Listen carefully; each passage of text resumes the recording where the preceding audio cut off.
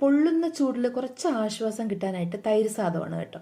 നന്നായിട്ട് വെന്ത് കുഴഞ്ഞ ചോറിനെ ഒന്ന് ഉടച്ചെടുക്കണം. ഇതിലേക്ക് പാല് അല്പാൽപമായിട്ട് ഒഴിച്ച് അത് ലൂസാവുന്നത് വരയ്ക്കും ഒഴിച്ചു കൊടുക്കണം.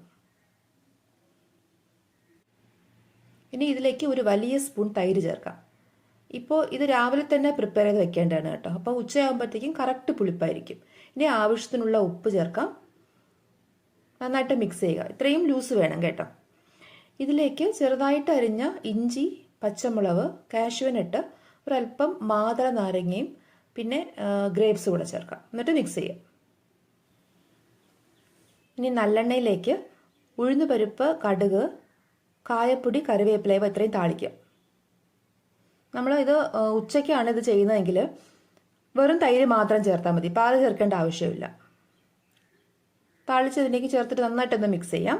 കണ്ടോ, ഇത്രയും ലൂസ് വേണം കേട്ടോ. ഇനി നമ്മളിത് ഉച്ചയ്ക്ക് തുറന്നു നോക്കുമ്പോൾ കണ്ടോ കട്ടിയായത്. ഇതിലേക്ക് ഒരല്പം ഗ്രേറ്റ് ചെയ്ത ക്യാരറ്റ് ചേർക്കുന്നുണ്ടേ. നന്നായിട്ട് മിക്സ് ചെയ്യുക.